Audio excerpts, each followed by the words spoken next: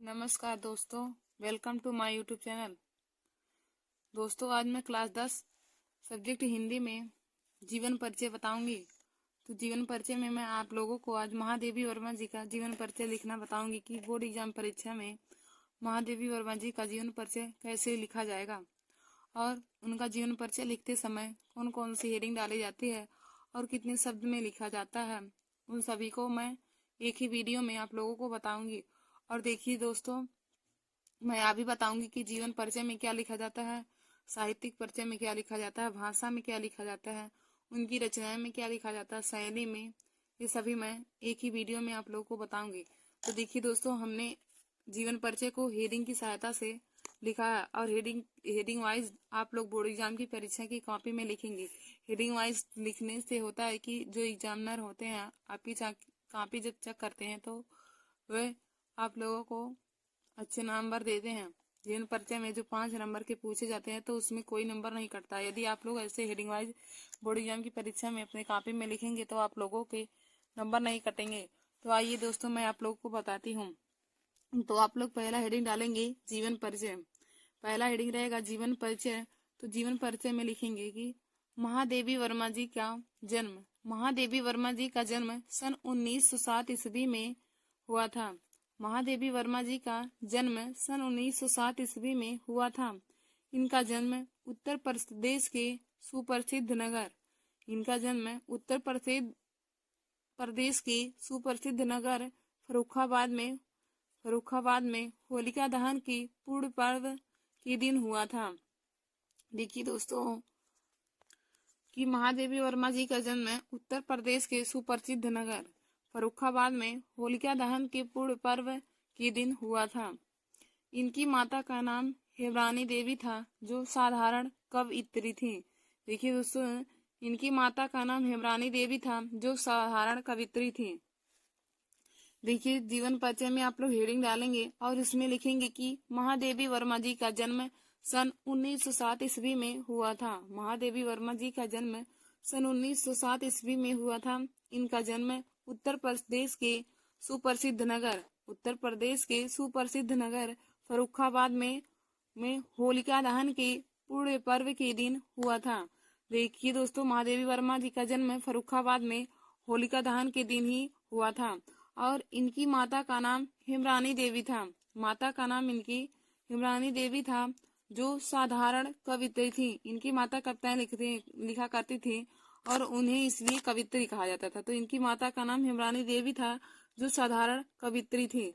तो देखिए दोस्तों, जैसे मैंने यहाँ पे जो सन दिया है, सन को मैंने काले पेन से लिखा है और जो यहाँ पे उनका जन्म हुआ उसको भी आप काले पेन से लिखेंगे। उनके माता पिता का नाम भी तो ऐसे आप लोग काले पेन से लिख के उसको इन्वर्टेड कामा में कर लीजिएगा, क्योंकि ऐसे लिखने से आपकी कॉपी बहुत अच्छी दिखती है और एग्जामिनर आपको फुल मार्क्स देने के प्रयास करते हैं। और तो जीवन परिचय में आप लोग इतना ही लिखेंगे। जैसे मैंने यहाँ पे जीवन परिचय में इतना लिखा तो आप लोग भी जीवन परिचय में इतना ही लिखेंगे। फिर उसके बाद हमारी देखिए दोस्तों अगली हेडिंग रहेगी। अगली हेडिंग आप लोग डालेंगे कि साहित्यिक परिचय। तो साहित्यिक परिचय में लिखेंगे कि महादेवी वर्मा का साहित्य परिचय बहुत ही साधारण था। 9 वर्ष की आयु में इनका विवाह स्वरूप नारायण वर्मा से हो गया था। देखिए दोस्तों, महादेवी वर्मा जी का साहित्यिक परिचय बहुत ही साधारण था और 9 वर्ष की आयु में इनका विवाह स्वरूप नारायण वर्मा जी से हो गया। देखिए दोस्तों, जब महादेवी वर्मा 9 वर्ष की ही थी तभी उनका विवाह स्वरूप नारायण नामक व्यक्ति के साथ हो गया था। किंतु इन्हीं दिनों यानी कि जब उनका विवाह हुआ उसी के बाद उनकी माता जी यानी कि हेमरानी देवी का स्वर्गवास हो गया। उनकी माता हेमरानी देवी जी का स्वर्गवास हो गया। फिर आगे देखेंगे कि माता का साया सिर से उठ जाने के बाद इन्होंने अपना अध्ययन जारी रखा।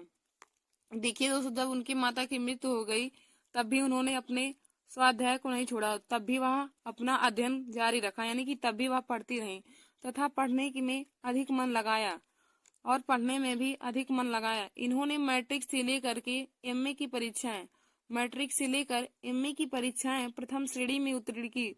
देखिए दोस्तों, मैट्रिक का मतलब होता है कि हाई स्कूल की परीक्षा। तो इन्होंने हाई स्कूल से लेकर एमए की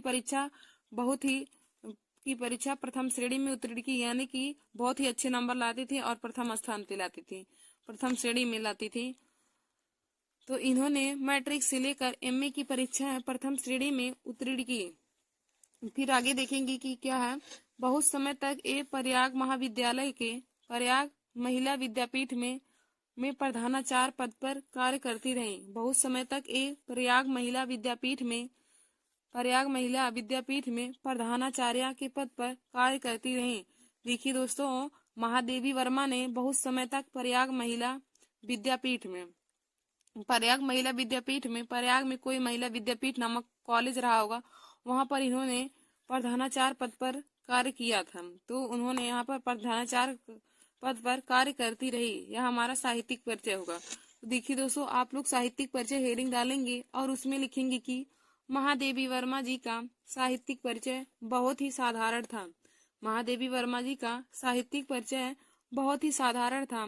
9 वर्ष की आयु में इनका विवाह स्वरूप नारायण वर्मा से हो गया। देखिए दोस्तों, जब महादेवी वर्मा 9 वर्ष की थी तभी इनका विवाह स्वरूप नारायण वर्मा से हो गया था। किंतु इन्हीं दिनों इनके माता का स्वर्गवास हो गया। देखिए दोस्तों, जब उनका विवाह हुआ उसी के बाद ही उनकी माता हेमरानी देवी जी का स्वर्गवास हो गया, यानी कि उनकी मृत्यु हो गई।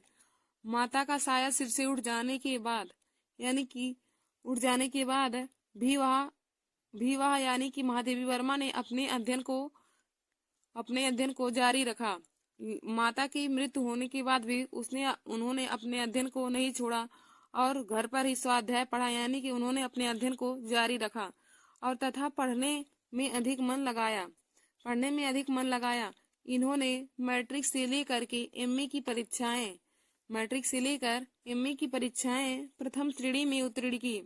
महादेवी वर्मा ने मैट्रिक से लेकर एमए की परीक्षाएं प्रथम श्रेणी में उत्तीर्ण की। मैट्रिक मतलब हाई स्कूल से लेकर उन्होंने एमए की परीक्षाएं प्रथम श्रेणी में उत्तीर्ण किया, यानी कि बहुत अच्छे नंबर से वो पास होते रहे हर बार। फिर हमारा आगे क्या हो जाएगा कि बहुत समय तक ये प्रयाग महिला विद्यापीठ में प्रधानाचार्य पद पर कार्य करती रही। देखिए दोस्तों, हमारा आगे हो जाएगा कि बहुत समय तक महादेवी वर्मा ने प्रयाग में महिला विद्यापीठ नामक कॉलेज में प्रधानाचार्य पद पर भी कार्य करती रही। तो इनके देखिए दोस्तों, साहित्यिक जीवन बहुत ही दुखद था, क्योंकि इनकी माता की इसमें मृत्यु भी हो गई थी और माता की मृत्यु होने के बाद भी इन्होंने अपनी पढ़ाई को नहीं छोड़ा, बल्कि उसे जारी रखा और इन्होंने मैट्रिक से लेकर एमए की परीक्षाएं प्रथम श्रेणी में उत्तीर्ण किया, यानी कि हाई स्कूल से लेकर एमए की परीक्षाएं तक उन्होंने बहुत अच्छे नंबर लाए और प्रथम श्रेणी में उत्तीर्ण किया। और कुछ समय तक वह बहुत समय तक ये प्रयाग में महिला विद्यापीठ में प्रधानाचार्य पद पर कार्य करती रही। प्रयाग में महिला विद्यापीठ नामक कोई कॉलेज रहा होगा, वहां पर उन्होंने प्रधानाचार्य पद पर कार्य किया। तो दोस्तों, आप लोग साहित्यिक परिचय में इतना लिखेंगे। फिर उसके बाद आगे देखिए, आगे हमारी हेडिंग रहती है तीसरी हेडिंग। तो तीसरी हेडिंग हम रचनाएं बनाते हैं। तो रचनाएं में उन्होंने जिसकी रचना की है उसको हम लिखेंगे। तो देखिए दोस्तों, यहाँ पे रचनाएं में हमारा क्या हो जाएगा। नंबर 1 है मेरा परिवार है। नंबर 2 निहार, मेरा परिवार, निहार, रश्मि, नीरजा, दीपशिखा, सांध्य गीत, अतीत के चलचित्र, स्मृति की रेखाएं। फिर हमारा है पथ के साथी, फिर श्रृंखला की कड़ियां। तो देखिए दोस्तों, आप लोग रचनाएं बहुत ही अच्छे तरीके से याद कर लीजिएगा, क्योंकि रचनाएं हमारी जो बहुविकल्पी क्वेश्चन होते हैं उसमें भी पूछा जाता है। तो जैसे अगर पूछ लिया कि मेरा परिवार की लेखक या कवित्री कौन है, तो ऑप्शन दे दिया जाएगा, उसमें एक ऑप्शन महादेवी वर्मा का रहेगा। तो जब आप लोगों को पता रहेगा तभी आप लोग उसका राइट आंसर लगाएंगे। तो देखिए दोस्तों, इनकी रचनाएं कौन कौन सी है। मेरा परिवार है, निहार, रश्मि, नीरजा, दीपशिखा, सांध्य गीत, अतीत के चलचित्र, स्मृति की रेखाएं, पथ के साथी और श्रृंखला की कड़ियां। और देखिए दोस्तों, गिल्लू भी इन्होंने लिखा है। गिल्लू नामक पाठ को महादेवी वर्मा ने ही लिखा है, तो गिल्लू भी हमारा हो जाएगा। यहाँ पे आप लोग गिल्लू भी लिख लीजिएगा, महादेवी वर्मा ने गिल्लू भी लिखा है, तो हमारा गिल्लू हो जाएगा। रचनाएं में देखिए दोस्तों क्या क्या है। मेरा परिवार, निहार, रश्मि, नीरजा, दीपशिखा, सांध्य गीत, अतीत के चलचित्र, स्मृति की रेखाएं, पथ के साथी, श्रृंखला की कड़ियां और गिल्लो। फिर दोस्तों हमारा अगला हेडिंग हो जाएगा, अगला हेडिंग हम लोग डालेंगे भाषा। तो भाषा में लिखेंगे कि उन्होंने कौन सी अपने कविता में उन्होंने अपनी कौन सी भाषा का प्रयोग किया है, उसको हम लिखेंगे। तो यहाँ पे देखिए दोस्तों हो जाएगा कि महादेवी वर्मा जी की भाषा सरल, खड़ी बोली एवं शुद्ध थी। महादेवी वर्मा जी की भाषा सरल, खड़ी बोली तथा शुद्ध थी। इन्होंने अपनी भाषा में मुहावरों का भी प्रयोग किया है और इन्होंने अपने कविता में खड़ी बोली और शुद्ध भाषा का भी प्रयोग किया है। देखिए दोस्तों उनकी भाषा में हो जाएगा कि महादेवी वर्मा जी की भाषा सरल, खड़ी बोली एवं शुद्ध थी। इन्होंने अपनी भाषा में मुहावरे का प्रयोग किया है और अपनी कविता में भी इन्होंने खड़ी बोली और शुद्ध भाषा का प्रयोग किया है। फिर दोस्तों हम आगे देखेंगे कि इनकी शैली कैसी थी, महादेवी वर्मा ने किस शैली का प्रयोग किया है। तो यहाँ पे देखेंगे इनकी शैली वर्णात्मक, विवरणात्मक तथा भावात्मक इनकी शैली है। इनकी शैली वर्णात्मक, विवरणात्मक तथा भावात्मक है। इनकी शैली में इनके महान व्यक्तित्व की छाप दिखाई देती है। देखिए दोस्तों इनकी शैली में इनके महान व्यक्तित्व की या महान कवित्री होने की छाप दिखाई देती है या झलक दिखाई देती है। इनकी शैली से पता चलता है कि इन्होंने बहुत ही अच्छी अच्छी कविता लिखी है और इन्होंने अपनी शैली का बहुत ही प्रयोग करके अपनी सभी कविताएं लिखी हैं। और इनकी भाषा दोस्तों होता है कि इनकी भाषा में इन्होंने सरल, खड़ी बोली एवं शुद्ध भाषा का प्रयोग किया है और इन्होंने अपनी भाषा में मुहावरे का भी प्रयोग किया है। फिर देखिए दोस्तों हमारा अगला हेडिंग रहता है और जीवन परिचय में हमारा लास्ट हेडिंग क्या रहता है कि साहित्य में योगदान, यानी कि महादेवी वर्मा जी का साहित्य में योगदान क्या था उसी के बारे में हम लिखेंगे। तो हम लोग हेडिंग डालेंगे, तो साहित्य में योगदान हम हेडिंग डाल के उसमें लिखेंगे कि महादेवी वर्मा जी हिंदी साहित्य के लिए बहुत ही कार्य किए हैं। महादेवी वर्मा जी ने हिंदी साहित्य के लिए बहुत ही कार्य किए हैं। भारत सरकार ने इन्हें पद्म भूषण की उपाधि से सम्मानित किया है। महादेवी वर्मा जी हिंदी साहित्य के लिए बहुत ही कार्य किए हैं और भारत सरकार ने इन्हें पद्म भूषण की उपाधि से सम्मानित किया है। देखिए दोस्तों हिंदी साहित्य में इनका योगदान हो जाएगा कि महादेवी वर्मा ने हिंदी साहित्य के लिए बहुत ही कार्य किया है और इन्हें भारत सरकार के द्वारा पद्म भूषण की उपाधि से सम्मानित किया गया है। महादेवी वर्मा जी को भारत सरकार के द्वारा पद्म भूषण की उपाधि से सम्मानित किया गया है। तो देखिए दोस्तों मैंने आज आप सभी लोगों को महादेवी वर्मा जी का जीवन परिचय लिखना बताया है। तो महादेवी वर्मा जी का जीवन परिचय कैसे लिखा जाता है, कितने शब्दों में लिखा जाता है और उसमें कौन कौन सी हेडिंग डाली जाती है, तो मैंने आप लोगों को आज सभी बता दिया है। तो दोस्तों आप लोग भी बोर्ड एग्जाम की परीक्षा में महादेवी वर्मा जी का जीवन परिचय पूछा जाए तो आप लोग भी ऐसे ही हेडिंग वाइज बना के लिखेंगे। और जो मैंने यहाँ पे काले पेन और इन्वर्टेड कामा में किया है तो आप लोग भी उसको काले पेन और इन्वर्टेड कामा में कर लीजिएगा, क्योंकि ऐसे लिखने से आपको एग्जामिनर अच्छे नंबर देते हैं बोर्ड एग्जाम परीक्षा की कॉपी में। तो देखिए दोस्तों आप लोग जैसे सन आ जाए तो सन को भी आप इन्वर्टेड कामा में और काले पेन से लिख लेंगे और उनका जन्म कहाँ हुआ था उसको भी आप काले पेन से और उसको इन्वर्टेड कामा में कर लेंगे। उनकी माता का नाम आ जाए, पिता का नाम आ जाए तो उन सबको आप लोग इन्वर्टेड कामा में कर ही लिखिएगा।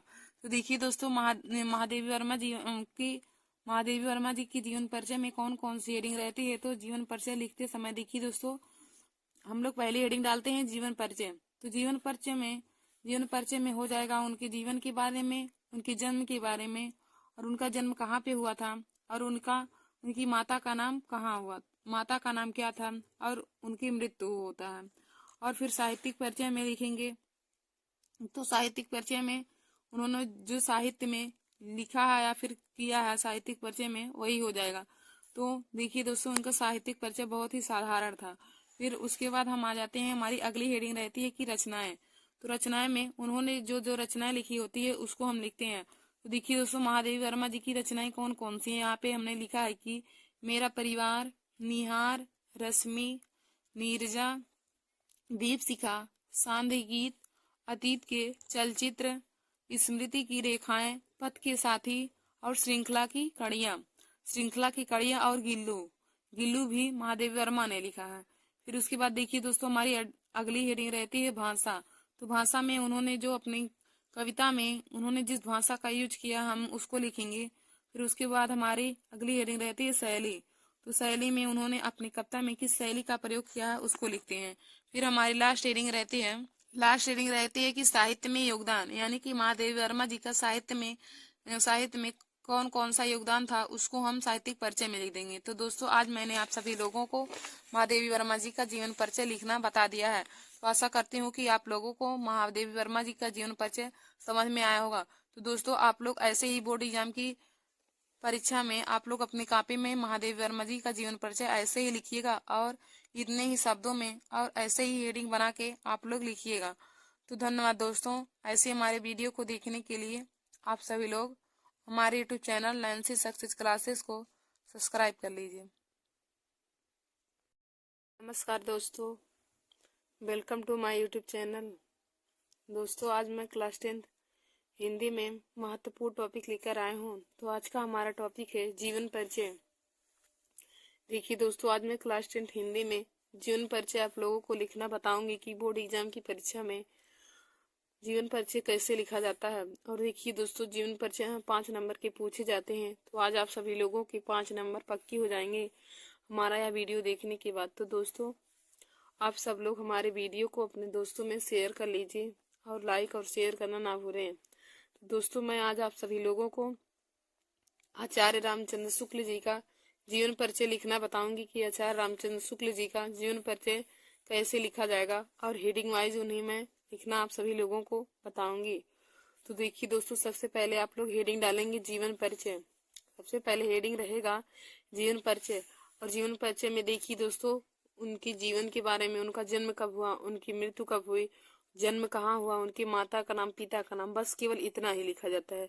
फिर उसके बाद उन्होंने जो शिक्षा की होती है और जहाँ पर की होती है, और जहाँ पर अध्यक्ष होते हैं या फिर जो टीचर उचर होते हैं, उनको हम साहित्यिक परिचय में लिखते हैं। फिर उसके बाद हमारी अगली हेडिंग रहती है रचनाएं। तो रचनाएं में उन्होंने जो जो रचना की है, जैसे निबंध में कौन सी रचना की है, इतिहास में, आलोचना में, संस्मरण में कौन सी रचना की उसको लिखते हैं। ये दोस्तों उसके बाद फिर उसके आगे हम लोग भाषा हेडिंग डालकर लिखते हैं कि उनकी भाषा कौन सी थी, जिसकी जैसे सरल, खड़ी बोली, शुद्ध संस्कृत आदि जो भाषा होती है उनको हम भाषा में लिखते हैं। फिर हमारी अगली हेडिंग रहती है शैली में। उनकी शैली संसाधात्मक, वर्णात्मक, विवरणात्मक, विचारात्मक जो रहती है उनको हम लिखते हैं। फिर उसके बाद हमारी सबसे लास्ट हेडिंग रहती है कि हिंदी साहित्य में योगदान। और हमारी सबसे लास्ट हेडिंग रहती है हिंदी साहित्य में योगदान। देखिए दोस्तों, इसमें उन्होंने साहित्य में, हिंदी के साहित्य में जो योगदान दिए हैं उसके बारे में हम लिखते हैं। तो दोस्तों पहले मैंने आप सभी लोगों को बता दिया कि जैसे जीवन परिचय लिखने से पहले उसमें कौन कौन सी हेडिंग डाली जाती है और हेडिंग को कैसे लिखा जाता है और कितना शब्द लिखा जाता है, यह सब मैंने आप लोगों को बता दिया है। तो दोस्तों आप सब लोग हमारे इस वीडियो को जरूर देख लीजिए। आइए हम विस्तार रूप से आप लोगों को यह बताते हैं। तो देखिए दोस्तों, आज हम क्लास 10 जीवन परिचय हिंदी में जीवन परिचय लेकर आए हैं। और जीवन परिचय में हम आप लोगों को आचार्य रामचंद्र शुक्ल जी का जीवन परिचय लिखना बताएंगे कि हेडिंग वाइज जीवन परिचय कैसे लिखा जाएगा। तो दोस्तों आप लोग पहले हेडिंग डालेंगे जीवन परिचय। पहला हेडिंग हमारा रहेगा जीवन परिचय। अब इसमें हम लिखेंगे हिंदी के इस प्रतिभा संपन्न साहित्यकार का जन्म सन 1884 ईस्वी में बस्ती जिले के अगुना नामक गांव में हुआ था। हिंदी के इस प्रतिभा संपन्न साहित्यकार, देखिए दोस्तों, हिंदी की इस प्रतिभा संपन्न यानी कि आचार्य रामचंद्र शुक्ल जी के बारे में कहा गया है कि हिंदी के इस प्रतिभा संपन्न साहित्यकार का जन्म सन 1884 ईस्वी में बस्ती जिले के अगुना नामक गांव में हुआ था। इनके पिता का नाम पंडित चंद्रबली शुक्ल था। रामचंद्र शुक्ल हाई स्कूल की परीक्षा मिर्जापुर जिले के मिशन स्कूल से उत्तीर्ण किए। देखिए दोस्तों, आचार्य रामचंद्र शुक्ल ने हाई स्कूल की परीक्षा मिर्जापुर जिले के मिशन स्कूल से उत्तीर्ण किए। इन्होंने हाई स्कूल की परीक्षा मिर्जापुर जिले के मिशन नामक स्कूल से उत्तीर्ण किया और इनकी मृत्यु सन 1941 में हुआ था। ईस्वी में हुआ था। देखिए दोस्तों, हमने जैसे लिखा है आप लोग बोर्ड एग्जाम की परीक्षा में वैसे ही अपनी कॉपी में लिखेंगे तो एग्जामिनर आपको पूरा नंबर देंगे।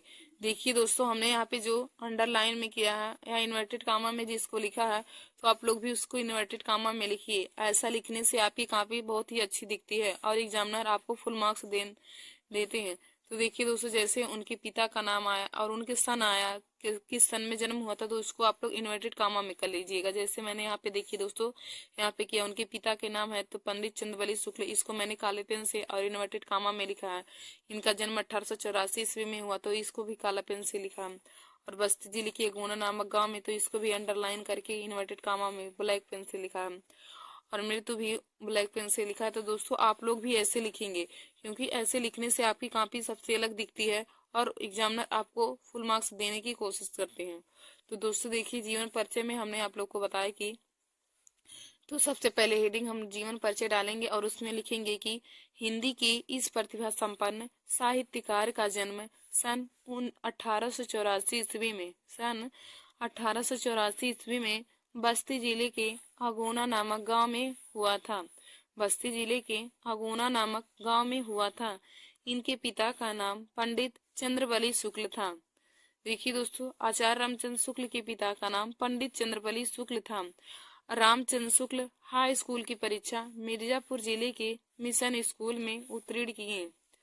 रामचंद्र शुक्ल हाई स्कूल की परीक्षा मिर्जापुर जिले के मिशन स्कूल, देखिए उनकी स्कूल का नाम है मिशन नामक स्कूल है, तो मिशन स्कूल से उत्तीर्ण किए और इनकी मृत्यु सन 1941 ईस्वी में हुआ था। तो दोस्तों, जीवन परिचय में जितना लिखना रहेगा मैंने आप लोग को बता दिया कि जीवन परिचय में केवल आप लोग को इतना जन्म लिखना है, उनकी माता का नाम, पिता का नाम, उनकी मृत्यु कब हुई थी और उन्होंने शिक्षा कहाँ ग्रहण किया, इतना लिखना। उसके बाद अगली हेडिंग रहती है साहित्यिक परिचय। तो दोस्तों, आशा करती हूँ कि आप लोगों को जीवन परिचय में के बारे में पता होगा कि जीवन परिचय में हम कितना लिखेंगे। उसके बाद हम अगली हेडिंग डालते हैं साहित्यिक परिचय। अब हम साहित्यिक परिचय में लिखेंगे कि रामचंद्र शुक्ल जी इंटर की परीक्षा के लिए कायस्थ पाठशाला इलाहाबाद में प्रवेश लिया। रामचंद्र शुक्ल जी ने इंटर की परीक्षा के लिए कायस्थ पाठशाला इलाहाबाद में प्रवेश लिया, किंतु अंतिम वर्ष की परीक्षा के पूर्व या पहले, पूर्व मतलब पहले होता है, तो अंतिम वर्ष की परीक्षा के पूर्व ही विद्यालय छूट गया। देखिए दोस्तों, आचार्य रामचंद्र शुक्ल ने इंटर की परीक्षा के लिए कायस्थ नामक पाठशाला था, तो कायस्थ नामक पाठशाला और जो इलाहाबाद में था वहां पर उन्होंने प्रवेश लिया।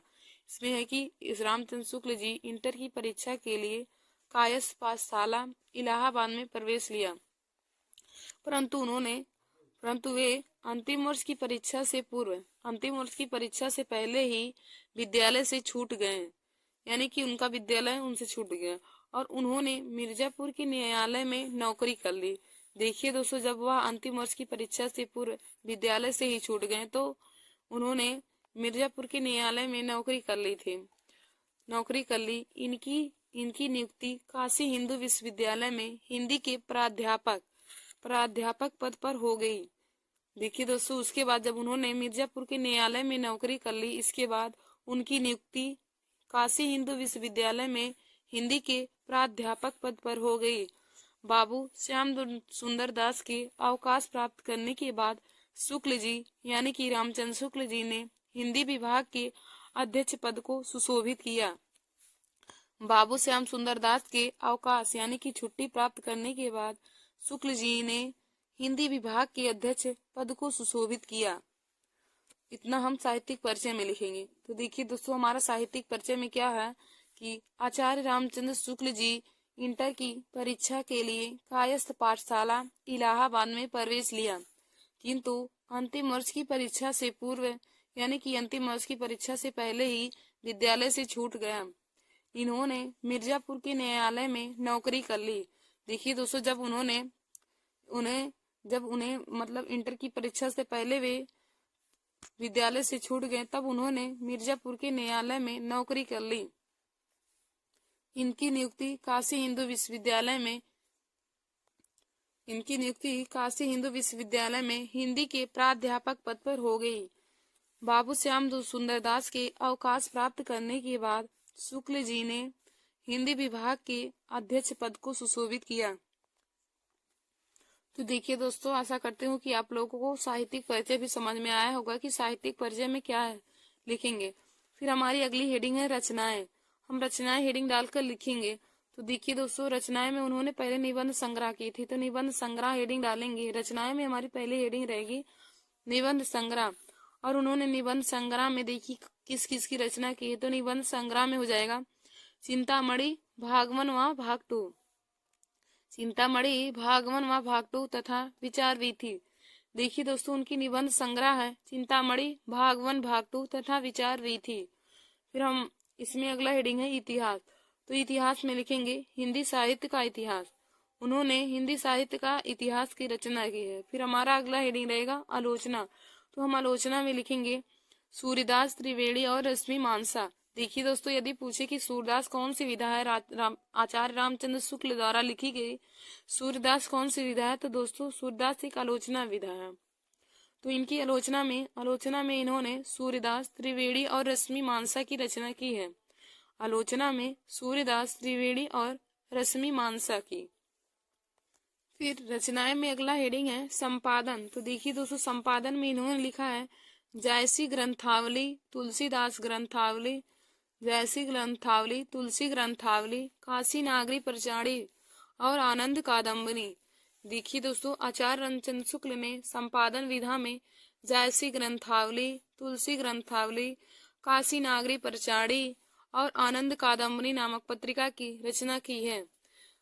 रामचंद्र शुक्ल ने संपादन विधा में जायसी ग्रंथावली, तुलसी ग्रंथावली, काशी नागरी प्रचारी और आनंद कादम्बनी नामक पत्रिका की रचना की है।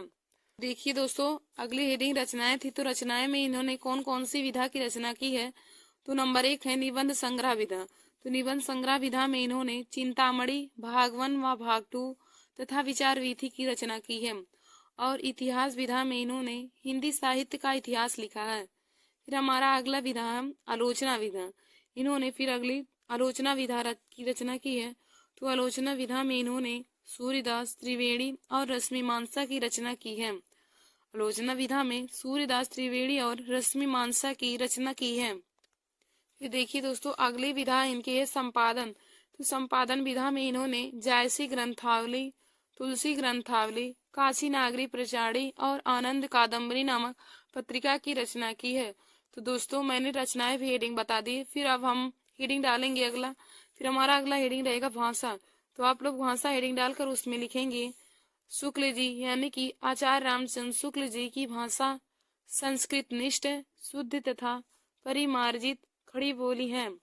शुक्ल जी की भाषा संस्कृत निष्ठ, शुद्ध तथा परिमार्जित खड़ी बोली है।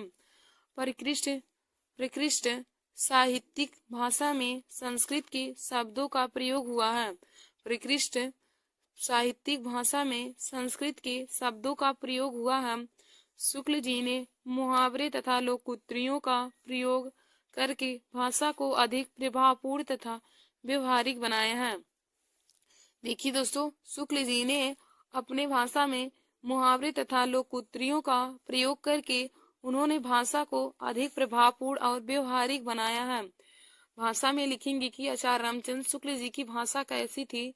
तो दोस्तों, आप लोग इसमें लिखेंगे भाषा हेडिंग डाल के शुक्ल जी, या हम कह सकते हैं आचार्य रामचंद्र शुक्ल जी की भाषा संस्कृत निष्ठ, शुद्ध तथा परिमार्जित खड़ी बोली थी। और परिकृष्ट साहित्यिक भाषा में संस्कृत के शब्दों का प्रयोग हुआ है। शुक्ल जी ने मुहावरे और लोकोक्तियों का प्रयोग करके भाषा को अधिक प्रभावपूर्ण तथा व्यवहारिक बनाया है। रामचंद्र शुक्ल ने अपने कहानी में या निबंध में, आलोचना या संपादन में मुहावरे तथा लोकोक्तियों का प्रयोग करके उन्होंने भाषा को सरल और अधिक प्रभावपूर्ण और व्यवहारिक बनाया है। फिर दोस्तों, अब हमने आप लोग को भाषा बता दी कि उनकी भाषा कैसी थी। अब हम आगे हेडिंग डाल के लिखेंगे शैली। तो दोस्तों, आप लोग हेडिंग डाल लीजिएगा। अगला हेडिंग शैली है। तो शैली में लिखिएगा कि शुक्ल जी की शैली गठी हुई है या फिर गुठी हुई है।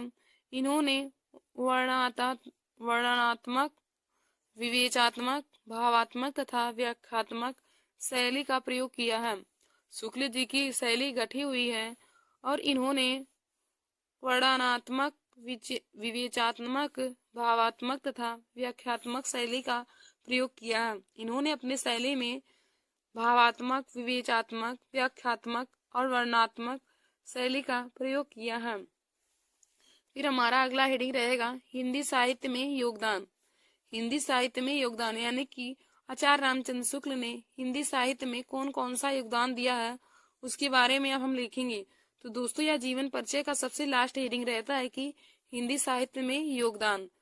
तो हिंदी साहित्य के योगदान में आप लोग हेडिंग डाल कर लिखेंगे कि आचार्य रामचंद्र शुक्ल जी का हिंदी साहित्य में बहुत ही महत्वपूर्ण योगदान था। हेडिंग डालकर इसमें लिखेंगे कि हिंदी साहित्य में योगदान। तो देखिए दोस्तों इसमें आप लोग लिखेंगे आचार्य रामचंद्र शुक्ल का हिंदी साहित्य में बहुत ही महत्वपूर्ण योगदान था। रामचंद्र शुक्ल जी का हिंदी साहित्य में बहुत ही महत्वपूर्ण योगदान था। इस निबंध में रामचंद्र शुक्ल जी ने अच्छे मित्र के गुणों की पहचान की आवश्यकता को बताया है।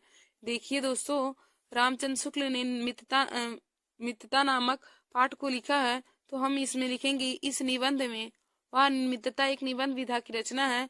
तो इस निबंध में रामचंद्र शुक्ल जी ने अच्छे मित्र के गुणों की पहचान की आवश्यकता को बताया है। हम लिखेंगे हिंदी साहित्य में योगदान। तो यह हमारा देखिए दोस्तों हिंदी साहित्य में योगदान यहाँ जीवन परिचय का सबसे लास्ट हेडिंग रहता है। तो आप लोग हेडिंग डाल के लिखेंगे कि हिंदी साहित्य की योगदान।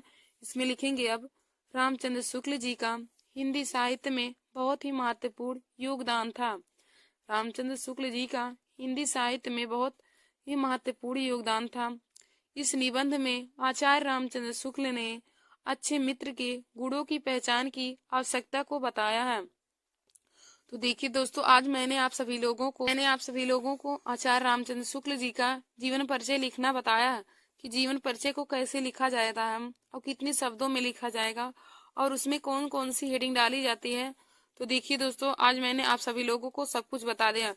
देखिए आज मैंने क्लास 10th जीवन परिचय बताया है। क्लास 10th में सब्जेक्ट हिंदी में जीवन परिचय आप लोगों को लिखना बताया है। तो जीवन परिचय 5 नंबर के पूछे जाते हैं। तो मैंने आप लोगों को आज रामचंद्र शुक्ल जी का जीवन परिचय लिखना बताया है। तो इसमें कौन कौन सी हेडिंग रहेगी दोस्तों मैंने वह भी आप लोग को बता दिया है। और हम जीवन परिचय में क्या क्या लिखते हैं, साहित्यिक परिचय में क्या लिखते हैं, फिर उनकी भाषा में क्या लिखेंगे, शैली में क्या लिखेंगे, हिंदी साहित्य के योगदान में क्या लिखेंगे और उनकी रचनाएं कौन कौन सी है, मैंने सब कुछ आप लोग को एक ही वीडियो में बता दिया है। तो दोस्तों आप लोग हमारे इस वीडियो को देख लीजिए और अपने दोस्तों में शेयर करना ना भूलिए। धन्यवाद दोस्तों। और ऐसे ही हमारे वीडियो को देखने के लिए आप सब लोग हमारे YouTube channel Nancy success classes को सब्सक्राइब कर लीजिए और दोस्तों में शेयर और लाइक करना ना भूलिए। धन्यवाद दोस्तों।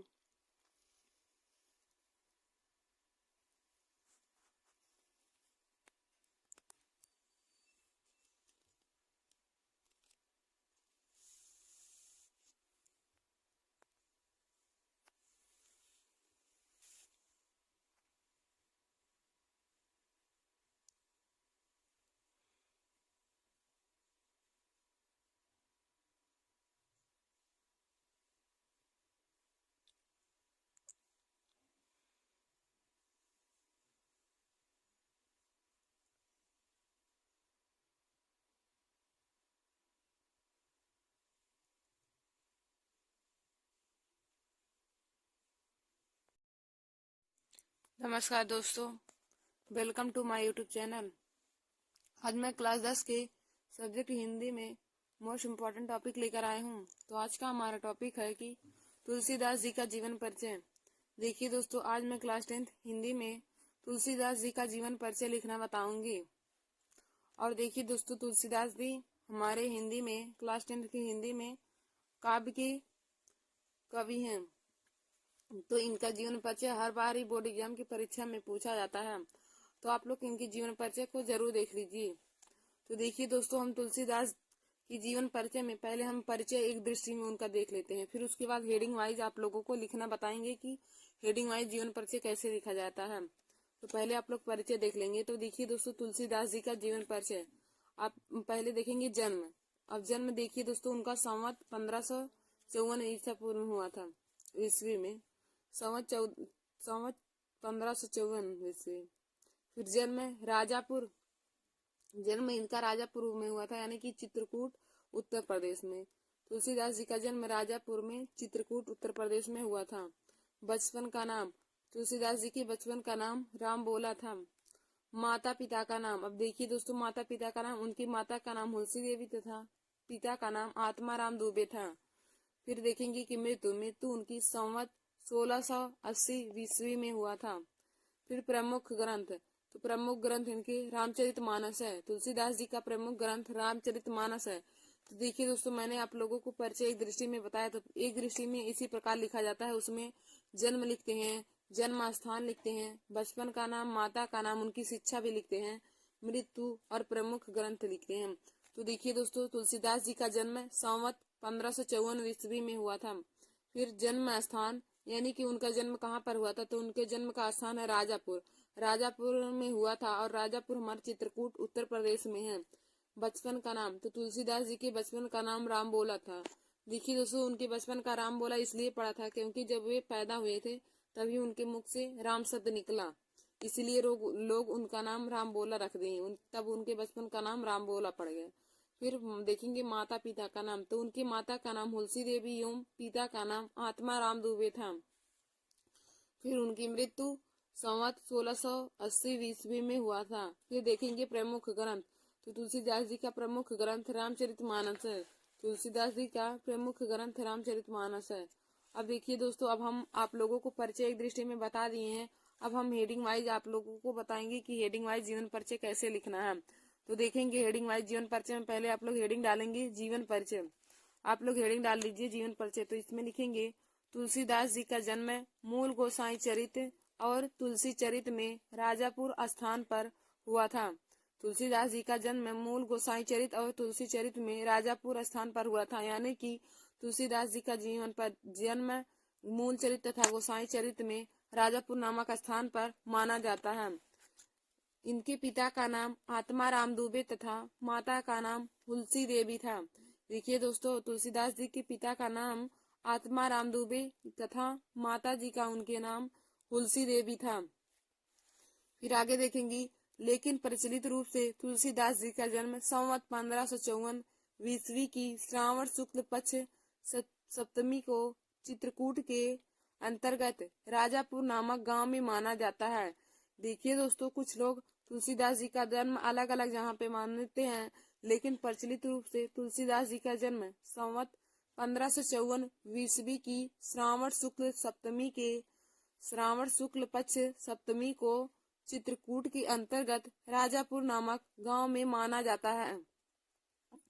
और देखिए दोस्तों, इनके जन्म के संबंध में प्रसिद्ध दोहा है।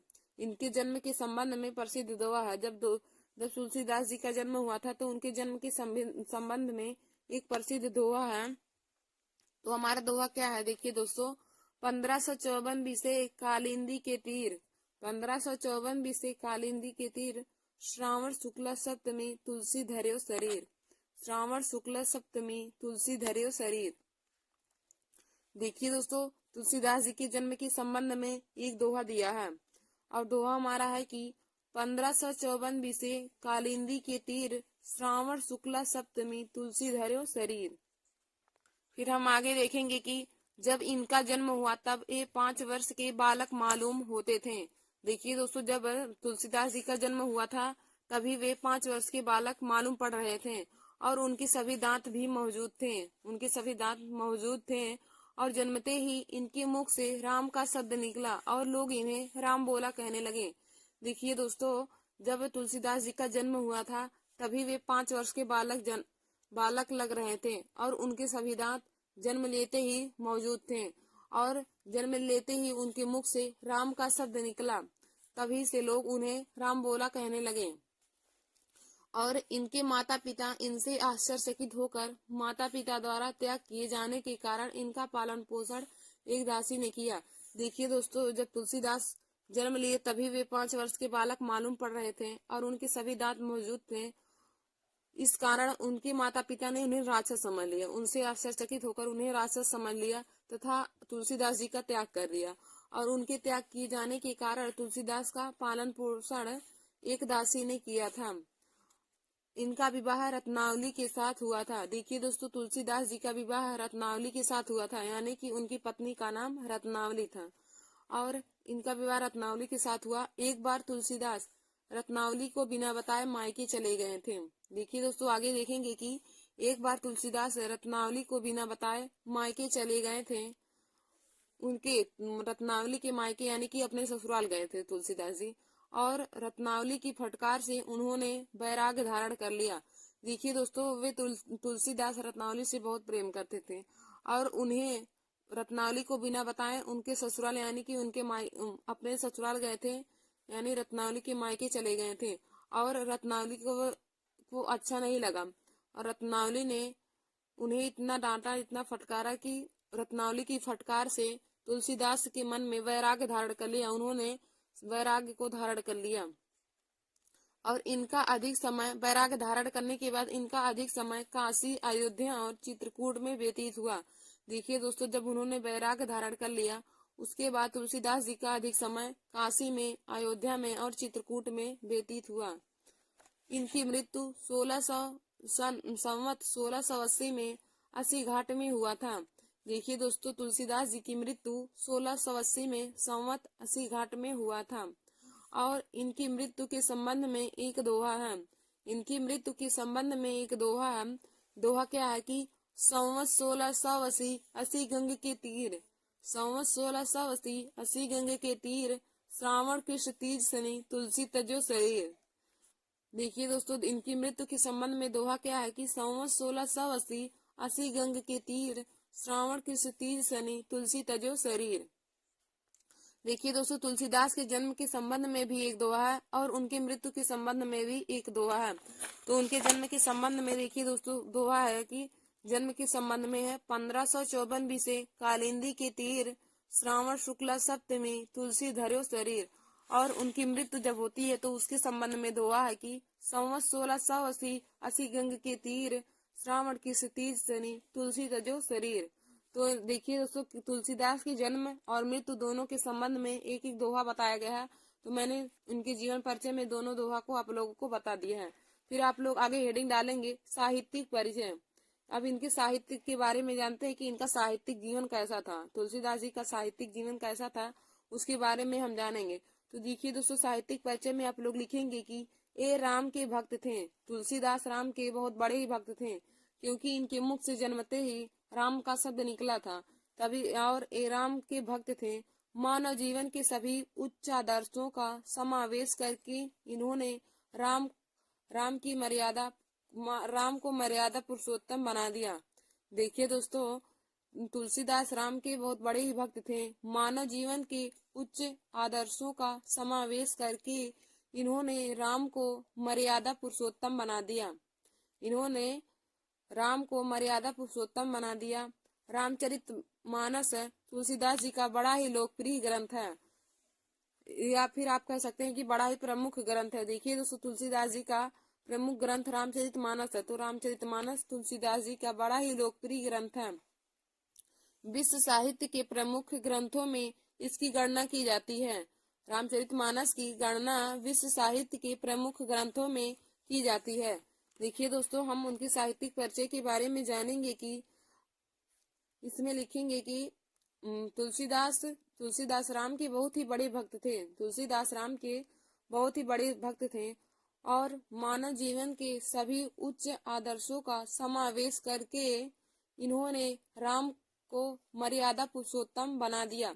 तुलसीदास ने मानव जीवन के सभी आदर्शों का समावेश करके राम को मर्यादा पुरुषोत्तम बना दिया। और रामचरितमानस तुलसीदास जी का बहुत ही लोकप्रिय ग्रंथ है। विश्व साहित्य के प्रमुख ग्रंथों में इसकी गणना की जाती है। देखिए दोस्तों, रामचरितमानस की गणना विश्व साहित्य के प्रमुख ग्रंथों में की जाती है। अब हम आगे रचनाएं देखेंगे कि तुलसीदास के द्वारा कौन कौन सी रचना लिखी गई है। तो देखिए दोस्तों, तुलसीदास ने कौन कौन सी रचना लिखी। नंबर 1 है जानकी मंगल, नंबर 2 है पार्वती मंगल, नंबर 3 है रामाज्ञा प्रश्न, नंबर 4 है राम लला नाछू, नंबर 5 है बैरवे रामायण, नंबर 6 है दोहावली, नंबर 7 है कवितावली, नंबर 8 है गीतावली और नंबर 9 है विनय पत्रिका। और दोस्तों आप लोग रामचरितमानस भी लिख लेंगे 10 पे। और रामचरितमानस तुलसीदास जी का प्रमुख ग्रंथ है। यदि क्वेश्चन में पूछे कि तुलसीदास जी का प्रमुख ग्रंथ कौन सा है, तो रामचरितमानस तुलसीदास जी का प्रमुख ग्रंथ है। रामचरितमानस तुलसीदास जी का प्रमुख ग्रंथ है। तो उनकी रचनाएं हमने आप लोगों को बताया कि जानकी मंगल, पार्वती मंगल, राम आज्ञा प्रश्न, राम लला नाछू, भैरवे रामायण, दोहावली, कवितावली, गीतावली और विनय पत्रिका। और आप लोग रामचरितमानस भी लिख लेंगे। तो दोस्तों रामचरितमानस तुलसीदास जी का प्रमुख ग्रंथ है। फिर हम आगे देखेंगे कि भाषा तुलसीदास जी की भाषा कैसी थी, या फिर उन्होंने अपनी रचना में कौन सी भाषा का यूज किया। तो देखिए दोस्तों भाषा हो जाएगा ब्रज भाषा एवं अवधी भाषा।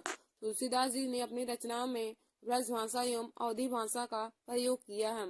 और शैली वही व्यंग्यात्मक, भावात्मक, विचारात्मक रहेंगी। और मुक्तक उनकी शैली में उनके महान व्यक्तित्व होने की छाप दिखाई देती है। आप लोग यही उनकी शैली में लिख लीजिएगा। तो देखिए दोस्तों मैंने आज आप लोगों को तुलसीदास जी का जीवन परिचय बताया। तो देखिए दोस्तों पहले आप लोग तुलसीदास जी के जीवन में परिचय एक दृष्टि में लिख लेंगे।